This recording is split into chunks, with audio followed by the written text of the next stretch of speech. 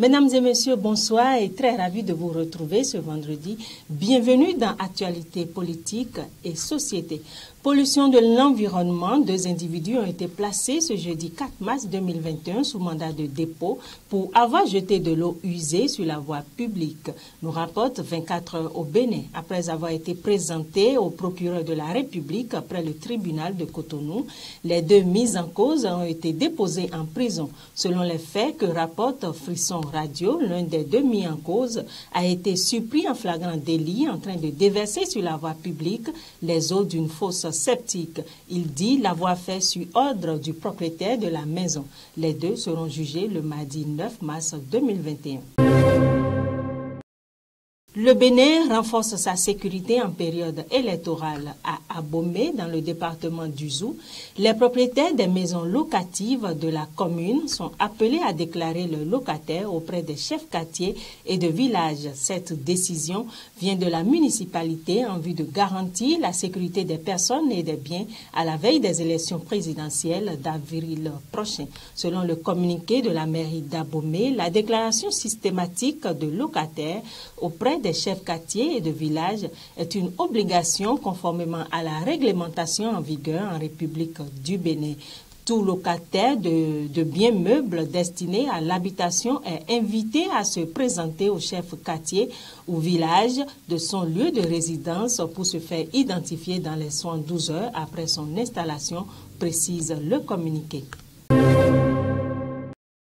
Depuis le mois de février, des cas suspects de méningite sont enregistrés dans la zone sanitaire Tangueta, Materi, Kobli, dans la commune, dans le département de l'Atakora. Selon le directeur départemental de la santé de l'Atakora, Dr Jacob Namboni, ces cas sont prélevés depuis le mois de février, mais la difficulté, c'est que le germe n'arrive pas à être identifié. C'est ce qu'on appelle globalement, selon lui, la méningite décapité. À l'en croire, la peur de la COVID-19 fait que les patients ne consultent pas très tôt, restent à la maison, soit chez les guérisseurs traditionnels, prennent beaucoup de potions, attendent que leur état de santé se complique avant de venir à l'hôpital. Conséquence, leur état se complique et le germe n'est pas identifié, a-t-il déclaré. À l'en croire, il faut connaître le germe précis avant de mettre en place un plan de riposte. Dans ce cadre, pour une lutte préventive, une sensibilisation a débuté dans les communes de Tangueta, Materi, Kobli depuis la semaine écoulée. Elle prend en compte également les agents de santé et les tradithérapeutes. Un homme de 30 ans environ a été enlevé à Boycon par des individus sans foi ni loi qui l'ont exécuté au quartier Azali dans la commune d'Abomey, selon Bénin Web TV. Le corps de la victime a été découvert le samedi 27 février 2021 dans une chambre mise en location dans la concession de la collectivité Kango-Doué à Azali dans la commune d'Abomey. Selon l'agence Bénin Presse qui a rapporté l'information, les responsables de l'acte criminel se sont nouvellement installés dans le quartier et ont ramené leur victime de Boycon pour venir le tuer à Abomey en le vidant de son sang. Tout a commencé par une séquestration. Selon les recoupements, le jeune de 30 ans a reçu un appel de ses bourreaux qui l'ont invité à un entretien pour un job bien rémunérateur. Une fois sur le lieu indiqué, le jeune homme, en lieu et place de la promesse de travail, a été pris en otage.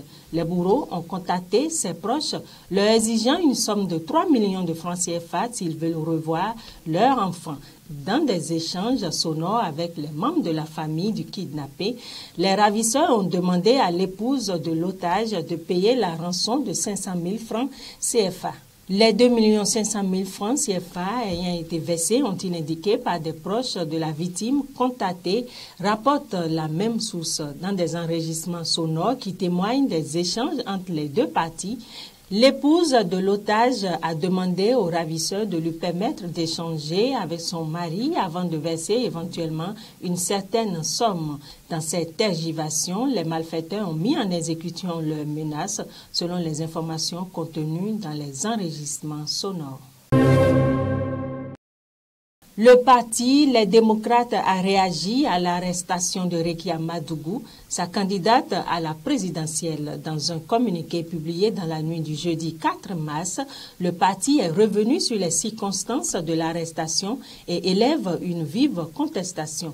Pour Éric Houndété et tous les autres responsables et membres du parti, les arrestations de Madougou, Biodraman Tidjani et Georges Saka marquent un grave précédent. Elle constitue une énième atteinte à la démocratie béninoise et une provocation supplémentaire inacceptable. Les démocrates exigent la libération de ces militants et autres acteurs de défense des droits de l'homme.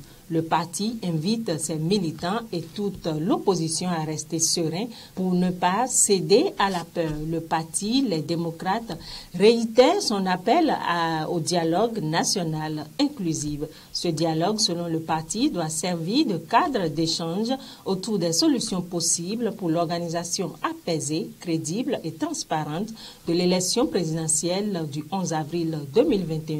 Signalons que ce jour, vendredi 5 mars 2021, la défense de Rekia Madougou sera finalement face à la presse. Cette sortie intervient 24 heures après celle du procureur spécial de la Criette. Et puis sur ce même dossier de l'arrestation de Rekia Madougou, le gouvernement béninois rejette tout acharnement. Le ministre Alain Orunla a assuré hier, jeudi 4 mars 2021, qu'il n'y a pas de chasse aux opposants au régime du président Patrice Talon au Bénin. Nous rapporte Banuto une interview accordée à la radio allemande Deutsche Welle. Le porte-parole du gouvernement dit qu'il n'y a pas du tout d'arrière-pensée ni de procès d'intention. Le ministre Alain Orunla jure que l'interpellation de Rekia Madougou s'inscrit dans le cadre d'une enquête judiciaire dans laquelle l'opposante est citée. Le ministre ajoute qu'il s'agit d'une infraction grave dont les autorités ont des indices suffisants et concordants. Je cite, « C'est pour ces conditions que nous sommes vigilants et que nous prenons au sérieux toutes les menaces, toutes les alertes que nous recevons », a expliqué le ministre. Et ce sera tout pour l'actualité politique et société de ce jour. Merci de nous avoir suivis. Bon week-end à chacun et à tous.